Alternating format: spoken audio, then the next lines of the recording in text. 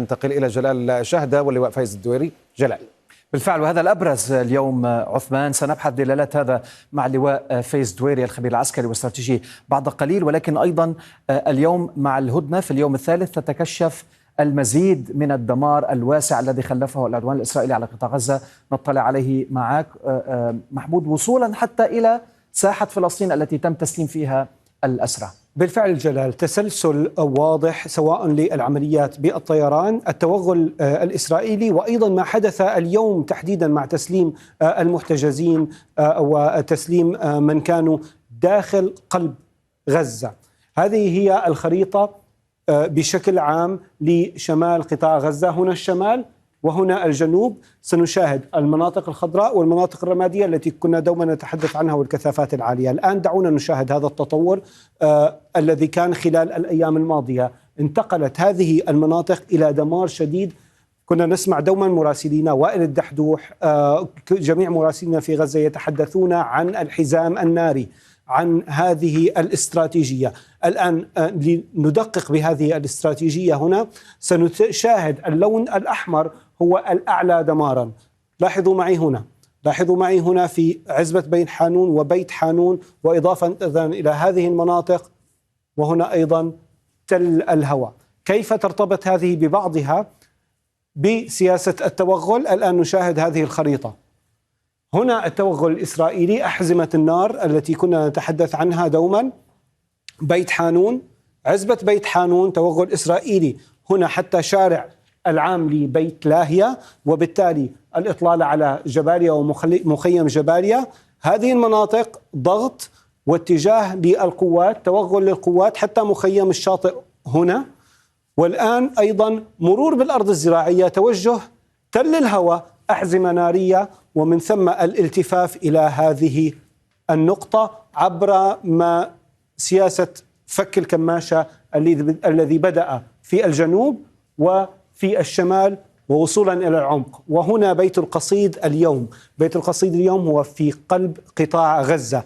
هذه المنطقة هي التي تم التسليم فيها، ولذلك كنا دوما نتحدث توغل، لا يوجد سيطرة، لا يمكننا الحديث بهذا المنطق لأننا نتحدث عن حرب مدن. تم التسليم بهذه النقطة، ومن ثم التوجه إلى من قبل الصليب الأحمر إلى مناطق في شرق القطاع، الحديث عن معابر المنطار وكارمي. وبالتالي هذا له دلالات جلال سنناقشها اليوم. كيف كان هذا التوغل؟ كيف كانت أحزمة النار باستخدام الطيران لتساعد في التوغل؟ وما دلالة التسليم في هذه النقطة قلب غزة القديمة، ساحة فلسطين. مع اللواء فايز الدويري مباشرة سنرى على الخارطة بشكل أكبر.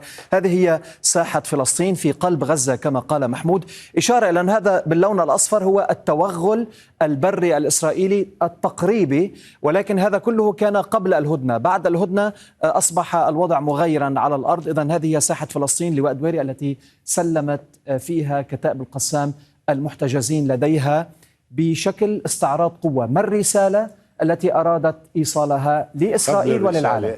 هذه الساحة وصلتها قوات الاحتلال أكثر من 3 مرات، وكانت تجبر على التراجع منها إلى الغرب إلى شارع الجلاء وتقاطعه مع شارع عمر المختار. وكنا نقول ونؤكد أن قوات جيش الاحتلال بما تملك من قدرات وإمكانات مدرعة وقوة نارية تستطيع الاختراق، لكنها لا تستطيع فرض السيطرة. وبالتالي هذه أحد الأمثلة التي كنا نتحدث عنها. يتقدم، يقع به خسائر، يتراجع. الآن اختارت القسام بمنتهى الذكاء أن يتم التسليم في هذا الساحة، في ساحة فلسطين، لتقول أنا لا أزال أملك إرادتي وأملك حرية اتخاذ القرار، وأنا لا زلت متماسكا على صعيد إدارة المعركة وأظهر القدرة على تماسك قواتي بغض النظر عن المناطق. سلمتك في أقصى الجنوب، سلمتك في خان يونس، وأسلمك الآن في ساحة فلسطين، وننتظر غدا أين سيكون التسليم. وبالتالي هذه إظهار على القدرة والتماسك بعد ما يقارب 46 يوم من معركة لم يشهد التاريخ مثيل لها، ما سقط على غزة من قنابل، والخارطة التي عرضها محمود تابعنا طبعا ويتحدث عن اللون الأحمر والبرتقالي والأصفر. أذهب إلى الأصفر 70% نسبة الضرر، بمعنى آخر 70% قد لا يكون البرج سقط كليا لكنه لا يصلح للاستخدام، دمر بنسبة 70%، و90% معناته سوي بالأرض. طيب. رغم كل ذلك أنا موجود في قلب مدينة غزة وأظهر بسلاحي بعرض عسكري. تعال نشاهد الفيديو. الفيديو كما قلت تواجد لمقاتلي القسام بأسلحتهم بسياراتهم أيضا بلباسهم. نعم. هذه سيارات الآن لننظر سيارات الصليب الأحمر طبعا. ستأتي المشاهد. انظر إلى القسام. أليس عرض قوة؟ هو يخرج بكامل إرادته بسلاحه. هذه سيارات القسام يتحدى كل شيء. هذه المنطقة كانت دبابات الجيش الاحتلال موجودة فيها أصلا بعد قليل سيظهر الدمار الواسع أيضا في هذه الساحة. انظر إلى شعب غزة. انظر إلى شعب غزة كيف خرج من بين الأنقاض ليرى مشاهد تبعث الأمل والحياة. هنا يعني يظهر الدمار جراء القصف. لاحظ من بين الدمار والموت. لا أنا يعني كل الصورة تعجب، لكن أنا عندما أنظر للأطفال، هؤلاء الأطفال يخرجوا بهذه الفرحة وبهذه البهجة. ما هذا الشعب؟ طيب هذا دليل مؤكد على أنه لا تواجد لقوات إسرائيلية في هذا المكان. يعني قطعا كيف يكون هناك جندي إسرائيلي في المحيط ويشاهد هذا العرض العسكري؟ عرض عسكري في سياراتهم، في أسلحتهم، في لباسهم، وشعبهم حولهم يحيي فيهم. إذن هذه المنطقة بالمطلق ليست خاضعة. هذه أحد الرهائن كانت حالتها خطرة وتم نقلها بالطائرة إلى أحد المستشفيات. بينما يعني يا ريت لو الفيديو فيديوهات سابقة تبين تعامل القسام مع الأسرى. هذا شاهدته في الفيديوهات. وتعامل قوات الاحتلال. قوات الاحتلال كانت تمنع الاحتفال بتحرير أسير، بينما هنا كان القسامي يحمل الأسير الرهينة ويضعها في السيارة. هذا عكس بعد قيمي وأخلاقي، وذاك عكس بعد إجرامي. هناك يمكن جانب مهم اللواء دويري، لا أدري إذا توافقني، وأنت أشرت هنا إلى الذين خرجوا رغم الدمار لمشاهدة كتائب القسام يسلمون المحتجزين لديهم للصليب الأحمر. هذه الحاضنة الشعبية لكتائب القسام يقابلها على الجانب الإسرائيلي امتعاض من تعاطي الحكومة الإسرائيلية، امتعاض شعبي من تعاطي الحكومة الإسرائيلية مع ملف الأسرى، إلى جانب الاحتفالات التي تحصل جراء إطلاق إسرائيل أسيرات وأيضا أطفال وفتيان من سجون الاحتلال. كيف تقارب هذين المشهدين؟ الآن يعني أنت رسمت مشهدين: مشهد شعب تحت الدمار والقتل لمدة 46 يوم وهو تحت القصف، ومعظم من شاهدناهم قد يكون أقاربهم أخوانهم قد قتلوا وذهبوا وهم بين يدي الله. في الجانب الآخر الوضع مختلف، لكن هذا الشعب يحتفل، وذاك الشعب رأى أن هناك فشلا في قيادته السياسية وقيادته العسكرية.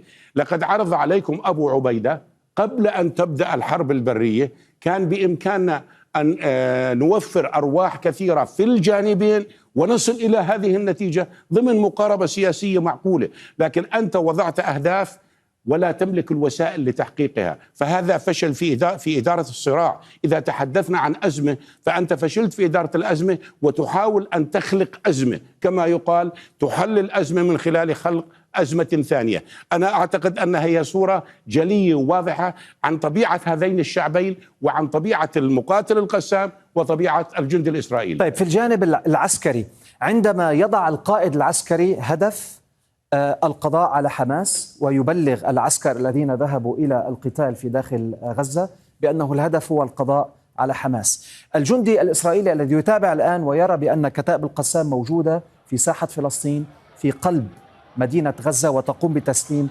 الأسرى، هل من انعكاسات معنوية؟ نعم، سيقول بأن قائدي خدعني.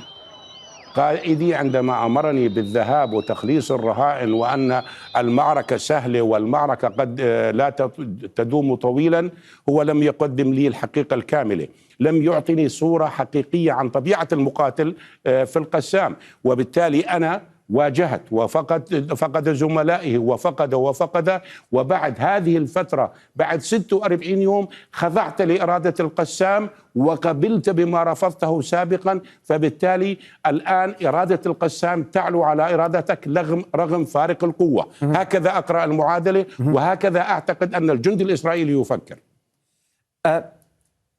هل هذه كانت رد بتقديرك على ظهور نتنياهو أيضا الذي تابعناه في وظهور رئيس الأركان عندما دخل واستعرض أنه يدخل إلى عمق غزة. ها هو القسام يرد عليه: هذه المنطقة أنت دخلتها 3 مرات وأخرجت منها رغما عنك وخضعت لمطالبي وأجريت الاتفاق. لكن بالمقابل أنا لا أود أن أسترسل كثيرا، أقول هذه مقاربة إنسانية، هي الجانب الاحتلال بحاجتها والقسام بحاجتها، لأن الشعب في غزة عانى ويعاني وذاق الأمرين ولم تجرع من كأس المرارة كاملا، لم يبقى قطرة لم يتجرعها.